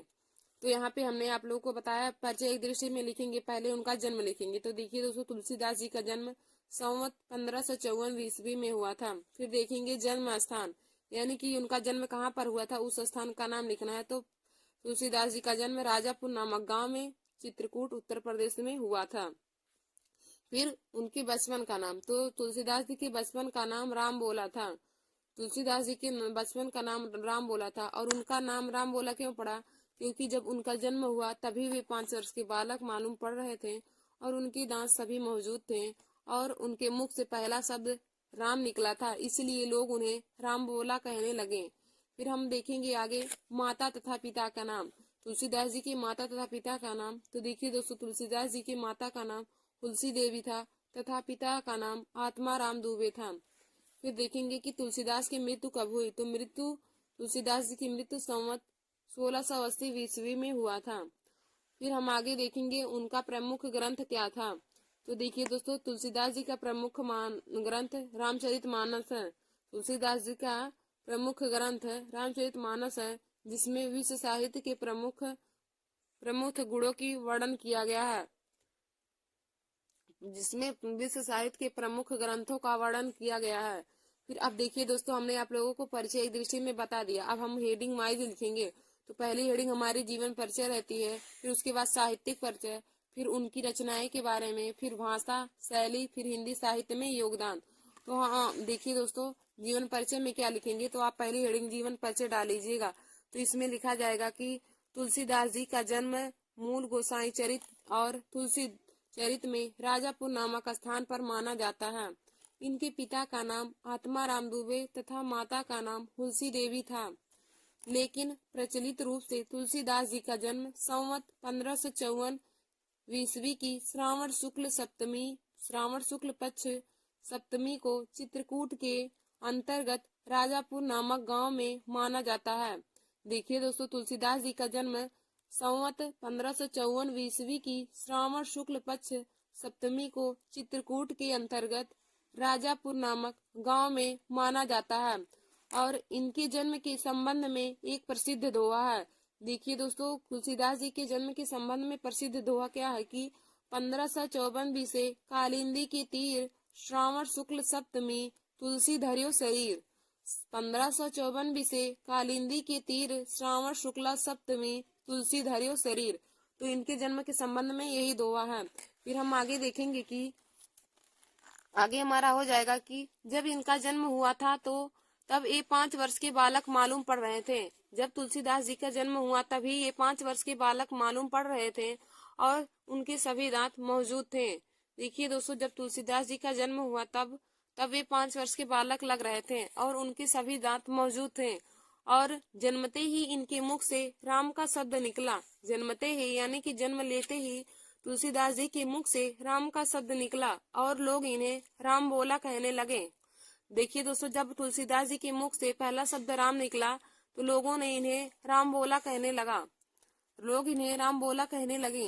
फिर देखेंगे कि इनके माता पिता इनसे आश्चर्यचकित होकर, देखिए दोस्तों, जब उनके मुख से राम बोला शब्द निकला और वे जब जन्म लिए थे तभी 5 वर्ष के बालक मालूम पड़ रहे थे, तो इनके माता पिता ने तुलसीदास जी को राक्षस समझ लिया और उन्हें राक्षस समझकर उनका त्याग कर दिया। और देखिए दोस्तों, उनके माता पिता द्वारा तुलसीदास जी का त्याग किए जाने के कारण उनका पालन पोषण एक दासी ने किया था और इनका विवाह रत्नावली के साथ हुआ था, यानी कि तुलसीदास जी की पत्नी का नाम रत्नावली था और तुलसीदास रत्नावली से बहुत प्रेम करते थे। और एक बार तुलसीदास ने रत्नावली को बिना बताए रत्नावली के मायके गए, यानी कि अपने ससुराल गए, तो यह रत्नावली को अच्छा नहीं लगा। रत्नावली ने तुलसीदास जी को बहुत डांटा और फटकारा और पत्नी की फटकार से तुलसीदास जी के मन में वैराग्य धारण कर लिया और उन्होंने तभी से वैराग्य धारण कर लिया। और देखिए दोस्तों, वैराग्य धारण करने के बाद तुलसीदास जी का अधिक समय काशी, अयोध्या और चित्रकूट में बीता, यानी कि व्यतीत हुआ। इनकी मृत्यु संवत 1680 ईस्वी को अस्सी घाट में हुआ था। फिर देखेंगे कि इनकी मृत्यु के संबंध में एक दोहा है। देखिए दोस्तों, तुलसीदास जी की मृत्यु के संबंध में एक दोहा है। तो दोहा क्या दिया गया है? संवत 1680 अस्सी गंग के तीर, श्रावण किस तीर सनी, तुलसी तजो शरीर। तुलसीदास जी की मृत्यु के संबंध में दोहा क्या दिया है कि संवत 1680 अस्सी गंग के तीर, श्रावण कृष्ण तीर सनी, तुलसी तजो शरीर। तो देखिए दोस्तों, तुलसीदास जी की जन्म तथा मृत्यु दोनों के संबंध में एक एक प्रसिद्ध दोहा दिया गया है, जिसको मैंने आप लोगों को जीवन परिचय में बता दिया। अब आप लोग हेडिंग डालेंगे साहित्यिक परिचय। तो साहित्यिक परिचय में लिखेंगे कि ये राम के भक्त थे, यानी कि तुलसीदास राम के भक्त थे। मानव जीवन के सभी उच्च आदर्शों का समावेश करके इन्होंने राम को मर्यादा पुरुषोत्तम बना दिया। देखिए दोस्तों, तुलसीदास राम के बहुत बड़े भक्त थे और मानव जीवन के सभी उच्च आदर्शों का समावेश करके तुलसीदास ने राम को मर्यादा पुरुषोत्तम बना दिया। और रामचरितमानस बड़ा ही लोकप्रिय ग्रंथ है। तुलसीदास जी का रामचरितमानस बहुत ही बड़ा लोकप्रिय ग्रंथ था। देखिए दोस्तों, तुलसीदास जी का प्रमुख ग्रंथ रामचरितमानस था और इसमें विश्व साहित्य के प्रमुख ग्रंथों की गणना की जाती है। रामचरितमानस में विश्व साहित्य के प्रमुख ग्रंथों की गणना की जाती है। अब दोस्तों, हम आगे उनकी रचनाएं देखेंगे कि तुलसीदास ने कौन कौन सी रचना की है। तो देखिए दोस्तों, हमारा पहला है जानकी मंगल, पार्वती मंगल, रामाज्ञा प्रश्न, रामलला नाछू, भैरवे रामायण, फिर दोहावली, गीतावली, कवितावली और विनय पत्रिका और रामचरितमानस भी आप लोग लिख लेंगे। उनकी रचनाएं हो जाएंगी रामचरितमानस भी। फिर हम आगे देखेंगे कि उनकी भाषा कौन सी थी। तो देखिए दोस्तों, तुलसीदास जी की भाषा ब्रज भाषा एवं अवधी भाषा थी। तुलसीदास जी की भाषा ब्रज भाषा एवं अवधी भाषा थी। तो देखिए दोस्तों, आज मैंने आप लोगों को तुलसीदास जी का जीवन परिचय बता दिया है। तो आशा करती हूँ कि आप लोगों को तुलसीदास जी का जीवन परिचय समझ में आया होगा। तो दोस्तों, आप लोग बोर्ड एग्जाम की परीक्षा में तुलसीदास जी का जीवन परिचय ऐसे ही लिखेंगे। तो आज का हमारा यह वीडियो क्लास 10 के विद्यार्थियों के लिए है और आज हमने आप लोगों को हिंदी में तुलसीदास जी का जीवन परिचय बताया है। तो देखिए दोस्तों, आप लोग बोर्ड एग्जाम की परीक्षा में ऐसे ही हेडिंग वाइज करके तुलसीदास जी का जीवन परिचय लिखिएगा और जो उनके जन्म तथा मृत्यु के संबंध में दोहा हमने आप लोगों को बताया है, आप लोग जीवन परिचय में उसको भी बोर्ड एग्जाम की कॉपी में लिख लीजिएगा। धन्यवाद दोस्तों।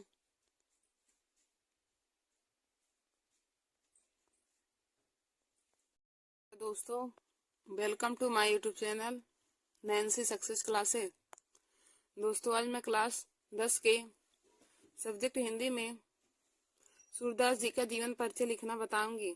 देखिए दोस्तों, आज का हमारा टॉपिक है सूरदास जी का जीवन परिचय। तो देखिए दोस्तों, आप लोगों को बोर्ड एग्जाम की परीक्षा में जीवन परिचय कैसे लिखना है और कितने शब्दों में लिखना है और क्या क्या हेडिंग डाली जाती है, हम आज आप सभी लोगों को एक ही वीडियो में सब बताएंगे। तो दोस्तों, आप लोग हमारे इस वीडियो को जरूर देख लीजिए, अपने दोस्तों में भी शेयर कर लीजिए। तो देखिए दोस्तों, जीवन परिचय लिखते समय हम लोग उसे हेडिंग वाइज लिखते हैं, क्योंकि हेडिंग वाइज लिखने से एग्जामिनर आपकी कॉपी से बहुत ही खुश होते हैं और आप लोगों को जीवन परिचय में पूरा नंबर देते हैं। तो देखिए दोस्तों, पहला हेडिंग रहेगा जीवन परिचय। आप लोग काले स्केच से हेडिंग डालेंगे जीवन परिचय। इसके बाद इसमें लिखेंगे अष्टछाप के सर्वश्रेष्ठ कवि। अष्टछाप के सर्वश्रेष्ठ कवि सूरदास जी का जन्म वैशाखी सुदी पंचमी को सन 1478 ईस्वी में आगरा से मथुरा जाने वाली सड़क के पास रूनकता नामक गांव में हुआ था। देखिए दोस्तों, इनका जीवन परिचय हो जाएगा कि अष्टछाप के सर्वश्रेष्ठ कवि। देखिए दोस्तों, सूरदास जी को अष्टछाप का सर्वश्रेष्ठ कवि माना जाता है। यदि क्वेश्चन में पूछ भी ले अष्टछाप के सर्वश्रेष्ठ कवि कौन है, तो अष्टछाप के सर्वश्रेष्ठ कवि सूरदास जी हैं। तो हो जाएगा कि अष्टछाप के सर्वश्रेष्ठ कवि सूरदास जी का जन्म वैशाख सुदी पंचमी को सन 1478 ईस्वी में आगरा से मथुरा जाने वाली सड़क के पास रूनकता नामक गांव में हुआ था। ये बचपन से ही विरक्त हो गए थे, यानी कि अलग हो गए थे और गौ घाट पर रह कर के विनय के पद गाया करते थे। देखिए दोस्तों, सूरदास जी बचपन से ही विरक्त हो गए थे और गौ घाट पर रहकर विनय के पद गाया करते थे। इनकी मृत्यु गोवर्धन के पास पारसौली नामक गांव में सन 1583 ईस्वी में हुआ था। देखिए दोस्तों, सूरदास जी की मृत्यु गोवर्धन के पास पारसौली नामक गांव में सन 1583 ईस्वी में हुआ था। देखिए दोस्तों, सूरदास जी के जीवन परिचय में हम लिखेंगे कि अष्टछाप के सर्वश्रेष्ठ कवि सूरदास जी का जन्म वैशाखी सुदी पंचमी को सन 1478 ईस्वी में हुआ था। और कहाँ पर हुआ था? आगरा से मथुरा जाने वाली सड़क के पास रूनकता नामक गांव में हुआ था। इनका जन्म रूनकता नामक गांव में 1478 ईस्वी में हुआ था। अष्टछाप के सर्वश्रेष्ठ कवि सूरदास जी का जन्म सन 1478 ईस्वी में रूनकता नामक गांव में हुआ था। फिर देखेंगे आगे कि ये बचपन से ही विरक्त हो गए थे और गौ घाट पर रह करके विनय के पद गाया करते थे। ये गौ घाट पर रहकर विनय के पद गाया करते थे। और देखिए दोस्तों, सूरदास जी श्री कृष्ण जी की बाल लीला का बहुत ही वर्णन किया है। श्री कृष्ण जी का बाल लीला का बहुत ही वर्णन किया है और उनकी बाल लीला का कोई ऐसा पल नहीं होगा जिसका इन्होंने वर्णन नहीं किया है। फिर इसके बाद देखिए दोस्तों, इनकी मृत्यु गोवर्धन के पास पारसौली नामक गांव में सन 1583 ईस्वी में हुआ था। सूरदास जी की मृत्यु गोवर्धन के पास पारसौली नामक गांव में 1583 ईस्वी में हुआ था। तो जीवन परिचय में देखिए दोस्तों, हमने आप लोगों को बताया कि उनके जन्म के बारे में, उनकी मृत्यु के बारे में, और उनका जन्म कहाँ हुआ, मृत्यु कहाँ हुआ, उनकी माता का नाम, पिता का नाम, यही सब लिखा जाता है। तो आप लोग देखेंगे कि जीवन परिचय में हो जाएगा अष्टछाप के सर्वश्रेष्ठ कवि सूरदास जी का जन्म वैशाख सुदी पंचमी को सन 1478 में आगरा से मथुरा जाने वाली सड़क के पास रूनकता नामक गांव में हुआ था। ये बचपन से ही विरक्त हो गए थे और गौ घाट पर रहकर के विनय के पद गाया करते थे। इनकी मृत्यु गोवर्धन के पास पारसौली नामक गांव में सन 1583 ईस्वी में हुआ था। तो दोस्तों, जीवन परिचय में इतना ही हम लिखेंगे। अब हमारी अगली हेडिंग रहेगी साहित्यिक परिचय। अब हम आगे आप लोगों को साहित्यिक परिचय के बारे में बताएंगे, सूरदास जी के साहित्यिक परिचय के बारे में। तो देखिए दोस्तों, साहित्यिक परिचय में हो जाएगा कि सूरदास जी ने श्री कृष्ण की बाल लीला का बड़ा ही मनोरम वर्णन किया है या फिर बहुत ही मनोहर वर्णन किया है। सूरदास जी ने श्री कृष्ण की बाल लीला का बहुत ही मनोरम वर्णन किया है या फिर उनकी बचपन का, बाल लीला का मतलब हो जाएगा बचपन का, बहुत ही मनोरम वर्णन किया है। वल्लभाचार्य के पुत्र विठलनाथ ने अष्टछाप के नाम से सूरदास सहित 8 कृष्ण भक्त कवियों का संगठन किया है। देखिए दोस्तों, सूरदास जी वल्लभाचार्य के पुत्र विठलनाथ के साथ रहते थे और विठलनाथ ने अष्टछाप के नाम से सूरदास सहित 8 कृष्ण भक्त कवियों का संगठन किया है। अब देखिए दोस्तों, इनके जन्म के संबंध में कुछ लिखा गया है। इनके साहित्यिक परिचय में कुछ लिखा गया है कि साहित्य लहरी सूर सागर सूर की चरावली, साहित्य लहरी सूर सागर सूर की चरावली, श्री कृष्ण जी की बाल छवि पर लेखनी अनुपम चली। साहित्य लहरी सूर सागर सूर की चरावली, श्री कृष्ण जी की बाल छवि पर लेखनी अनुपम चली। हम साहित्यिक परिचय में हेडिंग डाल के लिखेंगे कि सूरदास जी ने श्री कृष्ण जी की बाल लीला का बहुत ही मनोरम वर्णन किया है। और इनका साहित्यिक परिचय बहुत ही साधारण था।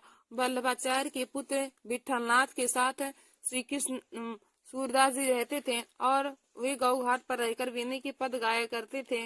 और वल्लभाचार्य के पुत्र विठलनाथ ने अष्टछाप के नाम से सूरदास सहित 8 कृष्ण भक्त कवियों का संगठन किया है। और इनके साहित्य के बारे में बताया गया है कि साहित्य लहरी सूर सागर सूर की शरावली, साहित्य लहरी सूर सागर सूर की शरावली, श्री कृष्ण जी की बाल छवि पर लेखनी अनुपम चली। देखिए दोस्तों, सूरदास जी ने श्री कृष्ण जी की बाल लीला का बहुत ही वर्णन किया है। और श्री कृष्ण जी की बाल लीला का ऐसा एक पल नहीं है जिसका वर्णन इन्होंने अपनी काव्य में ना किया हो। तो दोस्तों, आगे हम उनकी रचनाओं के बारे में जानेंगे कि सूरदास ने कौन कौन सी रचना की है। तो रचनाएं में हो जाएगा सूर सरावली तथा साहित्य लहरी इनकी रचनाएं हैं। सूर सरावली तथा साहित्य लहरी सूरदास जी की रचनाएं हैं। सूर सागर में 1.25 लाख पद हैं। देखिए दोस्तों, सूर सागर में 1.25 लाख पद हैं। और साहित्य लहरी सूरदास के 118 पदों का संग्रह है। साहित्य लहरी सूरदास के 118 पदों का संग्रह है। रचनाएं में हेडिंग डालकर लिखेंगे कि सूर सरावली तथा साहित्य लहरी इनकी रचनाएं हैं। सूर सागर में 1.25 लाख पद हैं। साहित्य लहरी सूरदास के 118 पदों का संग्रह है। और इनकी देखिए रचनाएं यही है, सूर सागर, सूर सरावली और साहित्य लहरी। सूरदास की रचनाएं हैं साहित्य लहरी, सूर सागर और सूर सरावली। देखिए दोस्तों, सूरदास जी की रचनाएं हैं कि सूर सरावली तथा साहित्य लहरी इनकी रचनाएं हैं। सूर सागर में 1.25 लाख पद हैं। सूर सागर में 1.25 लाख पद हैं। साहित्य लहरी सूरदास के 118 पदों का संग्रह है। साहित्य लहरी सूरदास के 118 पदों का संग्रह है। अब हम इनकी रचनाएं जानेंगे कौन कौन सी है। तो रचनाएं हैं सूर सागर, सूर सरावली और साहित्य लहरी। यही 3 सूरदास जी की रचनाएं हैं, सूर सागर, सूर सरावली और साहित्य लहरी।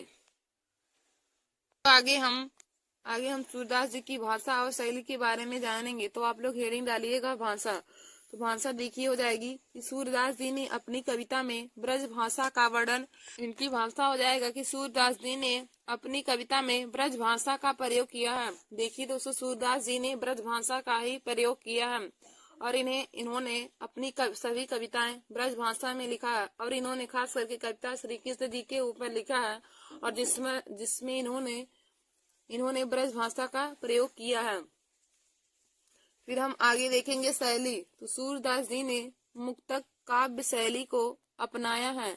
सूरदास जी ने मुक्तक काव्य शैली को अपनाया है। कथा वर्णन में वर्णात्मक शैली का प्रयोग हुआ है। कथा वर्णन में वर्णात्मक शैली का प्रयोग हुआ है। समग्रता इनकी शैली सरस एवं प्रभावशाली है। समग्रता इनकी शैली सरस एवं प्रभावशाली है। देखिए दोस्तों, सूरदास जी की शैली सरस यानी कि सरल है एवं प्रभावशाली यानी कि आकर्षित करने वाली है। सूरदास जी की शैली में देखेंगे कि सूरदास जी ने मुक्तक काव्य शैली को अपनाया है। सूरदास जी ने मुक्तक काव्य शैली को अपनाया है। कथा वर्णन में वर्णात्मक शैली का प्रयोग हुआ है।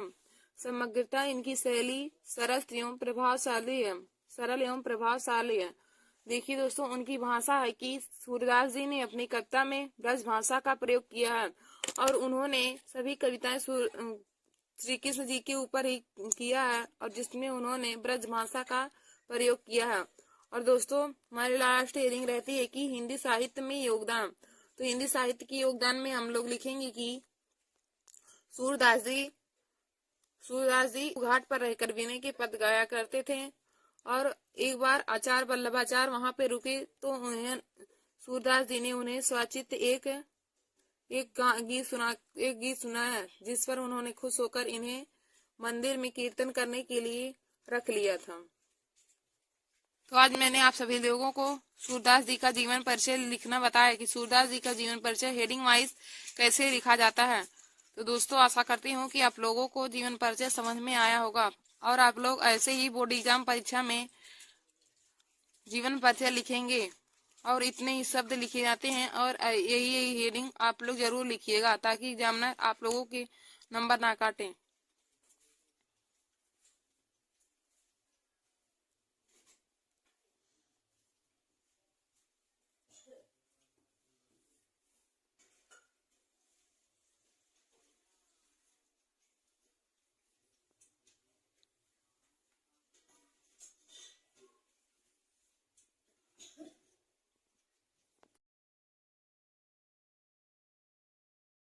नमस्कार दोस्तों, welcome to my YouTube channel. आज मैं क्लास 10 के सब्जेक्ट हिंदी में मोस्ट इम्पॉर्टेंट टॉपिक लेकर आई हूँ। तो देखिए दोस्तों, आज का हमारा टॉपिक है फल तथा नदी का रूप। आज मैं आप लोगों को शब्द रूप बताऊंगी। और शब्द रूप में फल और नदी का रूप मैं आप लोगों को लिखना बताऊंगी कि बोर्ड एग्जाम की परीक्षा में शब्द रूप को कैसे लिखा जाएगा। तो देखिए दोस्तों, आज का हमारा वीडियो क्लास 10 के लिए विषय हिंदी में है। और देखिए दोस्तों, शब्द रूप से संबंधित क्वेश्चन बोर्ड एग्जाम की परीक्षा में 2 नंबर के पूछे जाते हैं। तो आप लोग हमारे इस वीडियो को जरूर देख लीजिए और अपने दोस्तों में भी शेयर कर लीजिए। तो आज मैं आप लोगों को फल तथा नदी का शब्द रूप बताऊंगी। तो देखिए दोस्तों, पहले आप लोग हेडिंग डाल लीजिए फल का। आप लोग पहले हेडिंग डाल लीजिए शब्द रूप और उसमें नंबर 1 करके फल का। तो हम फल का आज शब्द रूप आप लोगों को और नदी का शब्द रूप बताएंगे। तो आप लोग पहले हेडिंग फल का डाल लीजिए। उसके बाद देखिए दोस्तों, आप लोग काली पेन से ऊपर हेडिंग डाल लेंगे। एक तरफ विभक्ति, 4 कॉलम बनाएंगे। विभक्ति, एक वचन, 2 वचन और बहुवचन। देखिए दोस्तों, आप लोग 4 कॉलम बनाएंगे विभक्ति, एक वचन, 2 वचन और बहुवचन का। तो इसमें देखिए विभक्ति में हम देखेंगे प्रथमा विभक्ति। विभक्ति में काले पेन से लिखेंगे प्रथमा विभक्ति, एक वचन में लिखेंगे अब फल के रूप में फलम फले फलाने, फलम फले फलाने। अब देखिए दोस्तों, द्वितीय विभक्ति में क्या हो जाएगा, द्वितीय विभक्ति में भी वही हो जाएगा फलम फले फलाने। जो प्रथमा विभक्ति में है वही द्वितीय विभक्ति में भी हो जाएगा।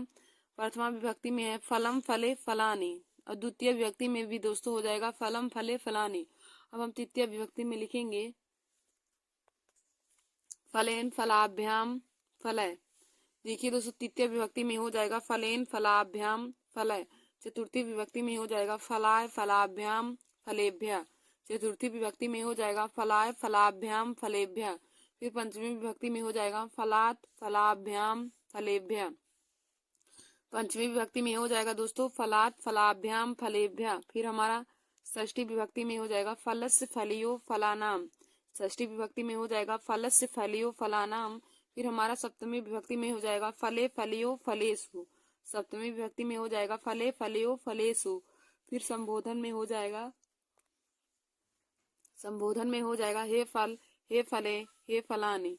संबोधन में हो जाएगा हे फल हे फले हे फलाने। देखिए दोस्तों, मैंने आप लोगों को बताया कि फल का रूप कैसे लिखा जाएगा। तो पहले आप लोग 4 हेडिंग ऊपर डाल लेंगे और 4 कॉलम बना लेंगे। पहला कॉलम हमारा विभक्ति रहता है। तो देखिए दोस्तों, विभक्ति में हम कौन कौन सी हेडिंग डालते हैं। तो विभक्ति में रहती है प्रथमा विभक्ति, द्वितीय विभक्ति, तृतीय विभक्ति, चतुर्थी विभक्ति, पंचमी विभक्ति, षष्ठी विभक्ति, सप्तमी विभक्ति और संबोधन। हमारा विभक्ति में यही 5 हम जो डालते हैं यही हेडिंग, या फिर हम इसको काले पेन से लिख कर इसके आगे भी हम एक वचन, 2 वचन और 3 वचन में, एक वचन, 2 वचन और 3 वचन में जिसका रूप दिया रहता है या फिर जिसका रूप हमें लिखना रहता है उसके रूप को हम लिखते हैं। तो देखिए दोस्तों, हमारा तीनों हेडिंग पहले हम ऊपर 4 कॉलम बना लेंगे। एक विभक्ति का, विभक्ति, फिर एक वचन, 2 वचन और बहुवचन का। यही देखिए दोस्तों, हम चारों ऊपर कॉलम बना लेंगे विभक्ति, एक वचन, 2 वचन और बहुवचन। और विभक्ति में लिखेंगे प्रथमा विभक्ति, द्वितीय विभक्ति, तृतीय विभक्ति, चतुर्थी विभक्ति, पंचमी विभक्ति, षष्ठी विभक्ति, सप्तमी विभक्ति और संबोधन। तो आइए दोस्तों हम आप लोग को फल का शब्द रूप लिखना बताते हैं। तो आप लोग 5-4 कॉलम बना लीजिएगा। उसके बाद हम लिखेंगे फलम फले फलाने। देखिए दोस्तों यह फल का शब्द रूप है तो हो जाएगा फलम फले फलाने, फलम फले फलाने, फलेन फलाभ्याम फलय, फलेन फलाभ्याम फलय, फलाय फलाभ्याम फलेभ्यः, फलाय फलाभ्याम फलेभ्यः, फलात् फलाभ्याम फलेभ्यः, फलस्य फलियो फलानाम, फलस्य फलियो फलानाम, फले फलियो फलेषु, हे फल हे फले हे फलाने, हे फल हे फले हे फलाने। देखिए दोस्तों हमारा फल का शब्द रूप हो जाएगा कि फलम फले फलाने। फल का शब्द रूप हो जाएगा फलम फले फलाने, फलम फले फलाने, फलेन फलाभ्याम फलय, फलाय फलाभ्याम फलेभ्यः, फलात् फलाभ्याम फलेभ्यः, फलस्य फलियो फलानाम, फलस्य फलियो फलानाम, फले फलियो फलेषु, फले फलियो फलेषु, हे फल हे फले हे फलाने। तो देखिए दोस्तों हमने आप लोगों को फल का शब्द रूप लिखना बता दिया। तो मैंने आप लोगों को पहले बताया कि आप लोग चार कॉलम बनाएंगे। पहला विभक्ति का, दूसरा एक वचन, फिर द्विवचन, फिर बहुवचन का। अब देखिए दोस्तों हम विभक्ति में पहले इधर काले पेन से लिख लेंगे प्रथमा विभक्ति, द्वितीय विभक्ति, तृतीय विभक्ति, चतुर्थी विभक्ति, पंचमी विभक्ति, षष्ठी विभक्ति, सप्तमी विभक्ति, उसके बाद संबोधन डालेंगे। फिर अब देखिए दोस्तों हम एक वचन, द्विवचन और बहुवचन में उसका शब्द रूप लिखते हैं फल का। तो फल का शब्द रूप हो जाएगा फलम फले फलाने, फलम फले फलाने, फलेन फलाभ्याम फलय, फलेन फलाभ्याम फलय, फलाय फलाय फलाभ्याम फलेभ्यः,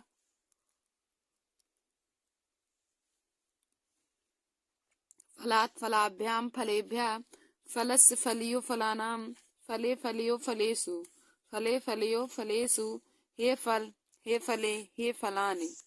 देखिए दोस्तों संबोधन में रहेगा हे फल हे फले हे फलाने। तो यही फल का शब्द रूप होता है। तो दोस्तों आगे हम आप लोगों को नदी का शब्द रूप बताते हैं। आगे देखिए दोस्तों नदी का शब्द रूप हम आप लोग को बताते हैं। तो देखिए दोस्तों नदी के शब्द रूप में लिखने से पहले भी आप लोग 4 कॉलम बनाएंगे। पहला हमारा विभक्ति का रहेगा, दूसरा एक वचन, तीसरा द्विवचन का और चौथा हमारा बहुवचन का रहेगा। अब देखिए दोस्तों विभक्ति हम पहले काले पेन से लिख लेंगे प्रथमा विभक्ति, द्वितीय विभक्ति, तृतीय विभक्ति, चतुर्थी विभक्ति, पंचमी विभक्ति, षष्ठी विभक्ति, सप्तमी विभक्ति, उसके बाद संबोधन रहेगा। देखिए दोस्तों विभक्ति में हमारा यही 8 हेडिंग रहेगा। फिर उसके बाद हम एक वचन, द्विवचन और तीन वचन नहीं रहेगा, बहुवचन रहेगा। मतलब एक वचन, द्विवचन और बहुवचन में हम नदी के रूप को लिखेंगे। तो अब देखिए दोस्तों आप लोग एक वचन, द्विवचन और बहुवचन में नदी का रूप कैसे लिखेंगे। तो देखिए दोस्तों हमारा प्रथमा विभक्ति में हो जाएगा नदी नद्यो नद्दा, नदी नद्यो नद्या। फिर द्वितीय विभक्ति में हो जाएगा नदीम नद्यो नदी, नदीम नद्यो नदी। फिर हमारा तृतीय विभक्ति में हो जाएगा नद्या नदीभ्याम नदीभि, तृतीय विभक्ति में हो जाएगा नद्या नदीभ्याम नदीभि। फिर चतुर्थी विभक्ति में हो जाएगा नद्य नदीभ्याम नदीभ्या, चतुर्थी विभक्ति में हो जाएगा नद्य नदीभ्याम नदीभ्या। फिर पंचमी विभक्ति में हो जाएगा नद्या नदीभ्याम नदीभ्या, पंचमी में हो जाएगा नद्या नदीभ्याम नदीभ्या। षष्ठी विभक्ति में हो जाएगा नद्या नद्यो नदीनाम, नद्या नद्यो नदीनाम। फिर सप्तमी में हो जाएगा नद्याम नदी नद्यो, नद्याम नद्यो नदीसु, नद्याम नद्यो नदीसु। फिर संबोधन में हो जाएगा हे नदी हे नद्यो हे नद्दा, सब संबोधन में हो जाएगा हे नदी हे नद्यो हे नद्दा। देखिए दोस्तों हम नदी का रूप में लिखेंगे प्रथमा विभक्ति में नदी नद्यो नद्दा, नदी नद्यो नद्दा। फिर द्वितीय विभक्ति में हो जाएगा नदीम नद्यो नदी, नदीम नद्यो नदी। फिर तृतीय विभक्ति में हो जाएगा नद्या नदीभ्याम नदीभि, तृतीय विभक्ति में हो जाएगा नद्या नदीभ्याम नदीभि। फिर चतुर्थी विभक्ति में हो जाएगा नद्य नदीभ्याम नदीभ्या, चतुर्थी में हो जाएगा नद्य नदीभ्याम नदीभ्या। फिर पंचमी में हो जाएगा नद्दा नदीभ्याम नदीभ्या, पंचमी में हो जाएगा नद्या नदीभ्याम नदीभ्या। फिर षष्ठी में हो जाएगा नद्दा नद्यो नदीनाम, नद्दा नद्यो नदीनाम। फिर सप्तमी में हो जाएगा नद्याम नद्यो नदीसु, नद्याम नद्यो नदीसु। फिर संबोधन में हो जाएगा हे नदी, हे नद्यो, हे नद्दा, हे नदी, हे नद्यो, हे नद्या। देखिए दोस्तों, हम नदी का रूप आप लोग को बताएं कि पहले आप 4 कॉलम बना लेंगे। पहला हमारा रहेगा विभक्ति का, दूसरा एक वचन, तीसरा द्विवचन और चौथा हमारा बहुवचन का रहेगा। तो देखिए दोस्तों, आप चारों कॉलम बना के उसमें लिखेंगे। विभक्ति में आप लोग लिख लेंगे पहले प्रथमा विभक्ति, द्वितीय विभक्ति, तृतीय विभक्ति, चतुर्थी विभक्ति, पंचमी विभक्ति, षष्ठी विभक्ति, सप्तमी विभक्ति, फिर उसके बाद लास्ट हेडिंग हमारा संबोधन रहेगा। अब देखिए दोस्तों, अब एक वचन, द्विवचन और बहुवचन में आप लोग नदी के रूप को लिखेंगे। नदी, नद्यो, नद्दा, नदी, नद्यो, नद्दा, नदीम, नद्यो, नदी, नदीम, नद्यो, नदी, नद्दा, नदीभ्याम, नदीभिः, नद्या, नदीभ्याम, नदीभिः, नद्दय, नदीभ्याम, नदीभ्यः, नद्दय, नदीभ्याम, नदीभ्यः, नद्दाः, नदीभ्याम, नदीभ्यः, नद्दाः, नदीभ्याम, नदीभ्यः, नद्दाः, नद्यो, नदीनां, नद्याः, नद्यो, नदीनां, फिर नद्दाम, नद्यो, नदीसु, नद्याम, नद्यो, नदीसु। फिर हमारा संबोधन में रहेगा हे नदी, हे नद्यो, हे नद्दा, हे नदी, हे नद्यो, हे नद्दा। तो देखिए दोस्तों, आज मैंने आप लोगों को क्लास 10 हिंदी में शब्द रूप बताया और शब्द रूप में मैंने आप लोगों को फल और नदी दोनों का शब्द रूप बता दिया है। तो देखिए दोस्तों, बोर्ड एग्जाम की परीक्षा में आप ऐसे ही कॉलम बना के लिखेंगे और पहले 4 कॉलम बना लेंगे और उसमें एक में लिख लेंगे विभक्ति, एक में एक वचन, एक में दो वचन और एक में बहुवचन। तो देखिए दोस्तों, हम पहले आप लोगों को फिर से एक बार फल और नदी का रूप पढ़कर बता देते हैं। जिन भी स्टूडेंट को पढ़ने में कठिनाई होती है तो वे लोग जरूर से इस वीडियो को ध्यान से देख लें और अपने दोस्तों में भी शेयर कर लीजिए, क्योंकि यह क्लास 10 के विद्यार्थियों के लिए बहुत ही महत्वपूर्ण क्लास है। तो देखिए दोस्तों, फल का हो जाएगा फलम फले फलाने, फलम फले फलाने, फलम फले फलाने, फलम फले फलाने। फिर हो जाएगा फलेन फलाभ्याम फलय, फलेन फलाभ्याम फलय। फिर हमारा आगे हो जाएगा फलाय फलाभ्याम फलेभ्य, फलाय फलाभ्याम फलेभ्य, फलात फलाभ्याम फलेभ्य, फलात फलाभ्याम फलेभ्य। फिर देखिए दोस्तों, हमारा आगे हो जाएगा फलस्य फलियो फलानाम, फलस्य फलियो फलानाम। फिर हो जाएगा फले फलियो फलेसु, फले फलियो फलेसु, हे फल, हे फले, हे फलाने। देखिए दोस्तों, फल का हो जाएगा फलम फले फलाने, फलम फले फलाने, फलेन फलाभ्याम फलय, फलाय फलाभ्याम फलेभ्य, फलात फलाभ्याम फलेभ्य, फलस्य फलियो फलानाम, फले फलियो फलेसु, हे फल, हे फले, हे फलाने। यही हमारा फल का शब्द रूप हो जाएगा। फिर हमने आगे आप लोग को नदी का शब्द रूप बताया। तो देखिए दोस्तों, नदी का क्या हो जाएगा नदी, नद्यो, नद्दा, नदी, नद्यो, नद्दा, नदीम, नद्यो, नदी, नदीम, नद्यो, नदी, नद्दा, नदीभ्याम, नदीभिः, नद्या, नदीभ्याम, नदीभिः, नद्दय, नदीभ्याम, नदीभ्यः, नद्दय, नदीभ्याम, नदीभ्यः, नद्दाः, नदीभ्याम, नदीभ्यः, नद्दाः, नदीभ्याम, नदीभ्यः, नद्याः, नद्यो, नदीनां, नद्या, नद्यो, नदीनां, नद्दाम, नद्यो, नदीसु, नद्याम, नद्यो, नदीसु, हे नदी, हे नद्यो, हे नद्दा, हे नदी, हे नद्यो, हे नद्दा।